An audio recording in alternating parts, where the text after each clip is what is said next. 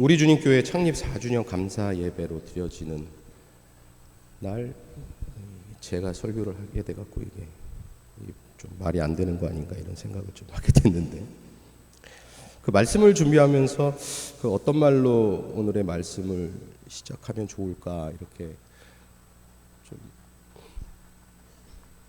고민을 하고 묵상을 하는 중에 하나님한테 좀 이런 질문을 하게 되더라고요. 이 땅에 수많은 교회들이 있지 않습니까? 정말 교회가 너무 많죠. 밤에 보면은 뭐 십자가들이 너무 많잖아요. 건물 안에 막 3개씩 들어가 있는 건물도 있고, 상가 교회에 보면 이렇게 수많은 교회가 있고 해마다 뭐 부흥하는 교회보다는 문을 닫는 교회들이 더 많은 이런 현실 속에서 하나님은 왜 우리 주님 교회가 필요하셨을까? 그런 질문을 하게 되더라고요. 아니, 교회가 이렇게 많은데 왜 또 우리 주님 교회가 하나님은 필요하셨던 것일까?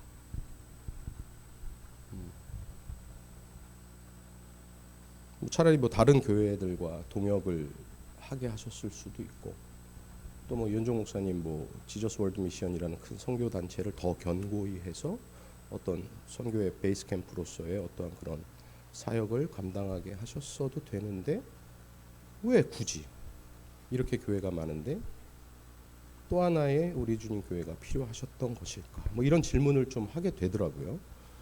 예. 아직 답은 못 들었습니다. 제가 하나님한테 말씀 안 해주시더라고요.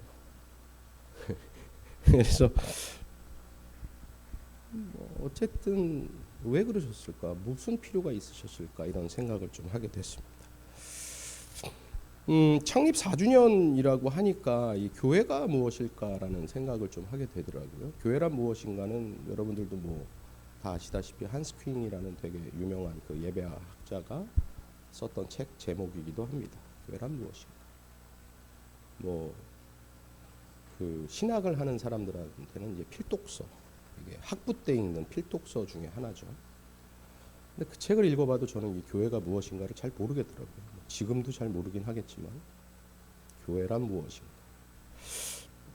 그 교회란 무엇인가라는 그 생각을 하면서 그 교회라는 그 단어를 좀 생각을 했었어요. 그래서 성경에서는 구약과 신약에서는 이 교회라는 단어를 뭐라고 지칭을 했었나?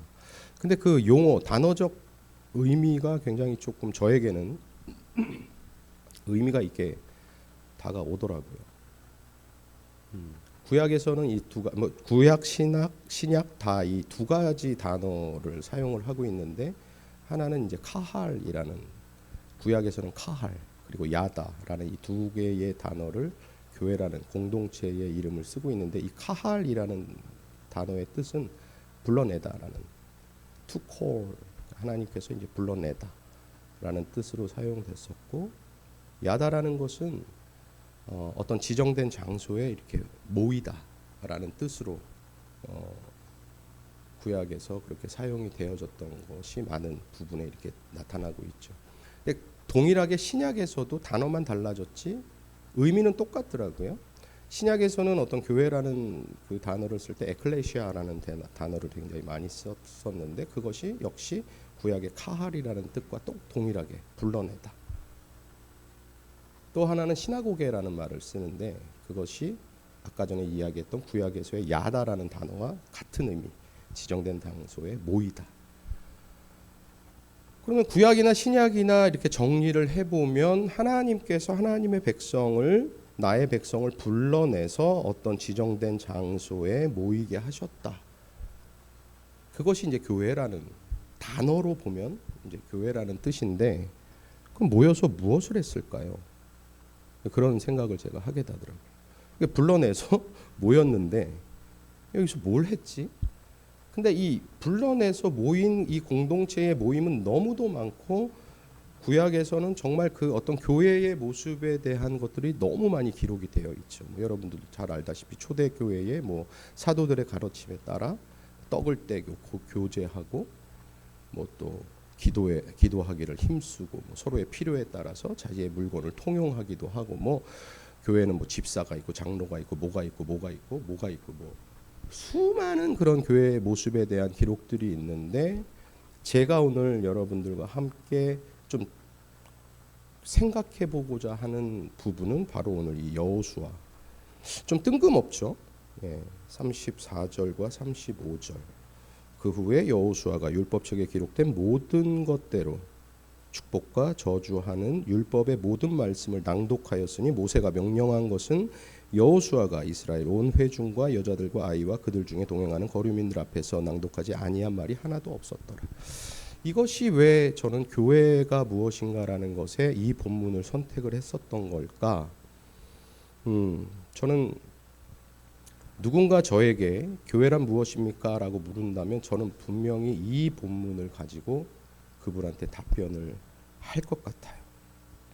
가장 하나님께서 원하시는 교회의 모습이 이 모습이 아닐까라고 아주 지극히 개인적인 소견입니다만 네. 뭐 아니면 말고요. 하나님만이 아시겠지만 제가 느끼는 가장 하나님이 원하시는 교회의 모습이 이 모습이 아닐까 생각을 합니다. 오늘 본문은 여러분들이 너무도 잘 아시는 여호수아의 이야기입니다. 근데 저는 좀 여호수아가 저는 개인적으로 되게 불쌍하거든요. 왜냐하면 그 모세가 죽고 갑자기 이제 지도자가 됐는데 그 모세 때와 여호수아를 대하는 하나님의 모습이 너무 다른 거예요. 모세 때는 뭐 이렇게 저는 이제 지도자가 될 수 없습니다. 그랬더니 뭐 지팡이도 주고 뭐 아론과 훌도 동역자도 세워주고 뭐 말 들을 거 안 들을 거야 뭐 도망갔더니 뭐 지팡이 뭐 변했다가 뭐 했다가 품에 꼈다 뭐 다 보여주셨잖아요. 근데 여호수아한테는 그런 모습이 없는 거예요. 강하고 담대해.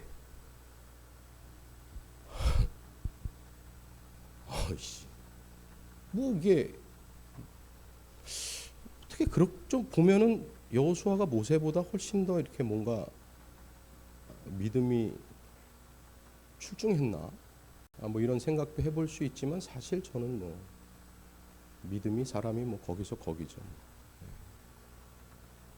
어쨌든 여호수아가 조금 저는 개인적으로 모세보다 되게 힘들었겠다 이런 생각이 들어요. 약속의 땅 가나안을 들어가지만 사실 거기를 갔을 때 여호수아에게 기다리고 있었던 건 뭐였어요? 전쟁이었어요. 전쟁. 끊임없이 싸워야 되는 전쟁. 네. 방금 전에도 얘기했지만 뭐 모세처럼 지팡이를 주시며 지도자임을 확인시켜 주신 것도 아니고 뭐 동역자를 세워 주신 거 아니고 홀로 외로이 그 길을 걸어갈 수밖에 없었던 여호수아. 그런데 제가 여호수아를 계속 읽어보면 여호수아에게는 그 어떤 것보다도 강력한 무기가 하나 있었는데 그것이 바로 오늘 본문 속에서 잘 드러납니다. 오늘 본문은 사실 아이성 전투에서 실패했다가 다시 하나님의 말씀대로 아이성을 이제 정복한 이후의 모습이기도 합니다. 그 아이성 전투의 실패를 극복한 여호수아와 모든 이스라엘 백성이 그리심산과 에발산에서 율법의 모든 말씀을 낭독하는 모습이에요. 제가 세 번역으로 다시 한번 읽어드리겠습니다. 그 뒤에 여호수아는 율법책에 기록된 축복과 저주의 말을 일일이 그대로 낭독하였다. 모세가 명령한 것 가운데서 이스라엘 온 회중과 여자들과 아이들 그리고 그들 가운데서 같이 사는 이방 사람들 앞에서 여호수아가 낭독하지 않은 말씀은 하나도 없었다. 이 부분이 제게 왜 이렇게 이토록 대단해 보이고 왜 이 부분이 교회는 이런 모습이어야 가장 하나님께서 원하시는 모습이 아닐까라고 생각을 했냐 하면 이때는 여호수아가 강력한 가나안 땅의 7 족속과 전쟁을 벌이고 있는 시간이었다는 거예요. 여러분 전쟁을 하고 있는 기간에 보통 지도자들이라면 어떤 일을 할까요? 훈련을 하거나 다음 전쟁을 위해서 준비를 하거나 어떤 그 장교들과 함께 회의를 하거나 전술을 짜거나 사실 이런 것을 해야 하는데 여호수아가 한 일은 어떤 거였냐 하면 하나님의 모든 말씀을 낭독하고 모든 백성이 그것을 듣게 하는 것이었다는 거예요. 저는 좀 신기하더라고요. 나 같았으면 어땠을까?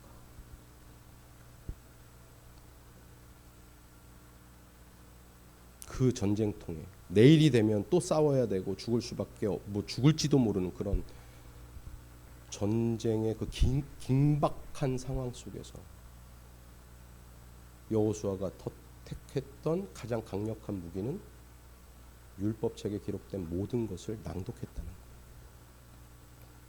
그래서 저는 여호수아서에서 가장 절정인 부분이 어디인가 이렇게 해보면 뭐 가나안을 정복을 했다거나 무슨 여리고성이 무너졌다거나 아니면 무슨 뭐 요단강을 건넜다거나 뭐 이런 어떤 그런 부분이 절정이 아니라 저에게 여호수아서에서 가장 클라이막스가 어디냐라고 물으신다면 저는 주저없이 8장 34절 35절을 얘기할 것 같아요. 가장 이 부분이 클라이막스가 아닌가. 전쟁 속에서 이들은 하나님의 말씀을 낭독했다. 저는 2025년 시작하면서 저희 교회가 이제 이현종 담임 목사님께서 그 표를 했던 거를 그 기억을 합니다. 뭐였죠? 말씀과 기도로 아시죠? 말씀과 기도로 세워지는 예배자의 삶. 이게 이제 2025년도 처음 예배를 드리면서 이제 우리 교회의 표어로 이제 말씀을 하셨죠. 그리고 이 올해부터 시작됐던 게 뭐냐면은 우리가 말씀을 읽기 시작했다는 거예요. 요한복음을 읽었고 사도행전을 읽었고 이제 또 많은 성경을 읽어 나가겠죠. 수많은 교회 중에 왜 우리 주님 교회가 필요했는지 우리는 정확하게 알 수는 없을 거예요. 아마 앞으로도 정확하게 알지는 못하겠죠. 왜냐하면 하나님은 뭐 이거 제 말이긴 합니다만 아닌데 맨날 하나님이 저한테 그러시거든요. 하나님 이거죠. 아닌데 내 길은 네 길과 다른데 네 생각은 내 생각과 다른데 맨날 하나님은 저한테 아닌데 그러시거든요. 그러니까 이게 하나님 뜻이죠. 하면 평생을 모를 수 있어요. 그런데 4주년 5주년을 지나가면서 우리 주님 교회가 해야 할 일은 다른 어떤 것보다도 하나님의 말씀을 함께 읽고 듣고 그 말씀을 입에서 떠나가지 말게 하고 주야로 묵상하고 그것을 지키려고 발버둥 칠 때 저는 하나님께서 우리 교회의 머리 대신 예수 그리스도께서 우리를 끊임없이 하나님의 필요에 따라 인도해 가실 거라고 저는 좀 그 부분은 믿는 것 같아요. 제가 좀 믿음이 없긴 합니다만 뭐 제가 믿든지 말든지 하나님은 하실 거니까.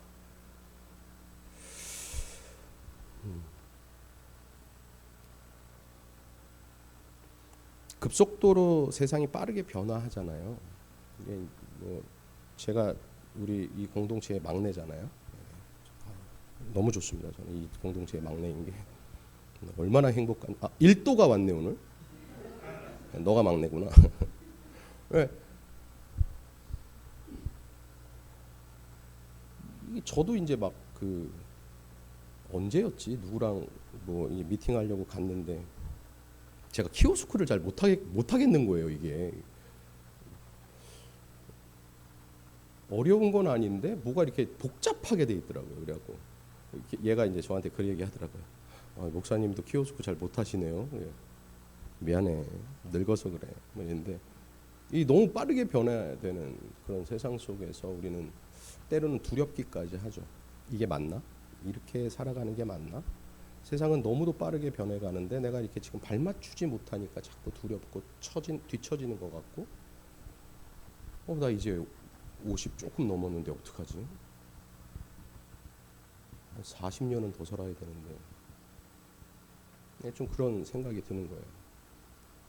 뭐 AI 요즘 너무 뭐 많은 직업이 다 없어지잖아요. 큰일 났네. 가만히 생각해 보면 제가 하는 직업들이 다 AI들이 잘할 수 있는 직업들이더라고요. 설교도 와 설교문을 써달라 그러면 얘네들이 무슨 대학 교수들이 쓰는 것처럼 요즘 챗 GPT라는 거 여러분 사용해 보셨죠? 엄청나더라고요. 우리 대표님께서 맨날 얘기하시는 무인. 요즘은 다 무인이에요. 무인. 이제 어떡하지? 두렵네요.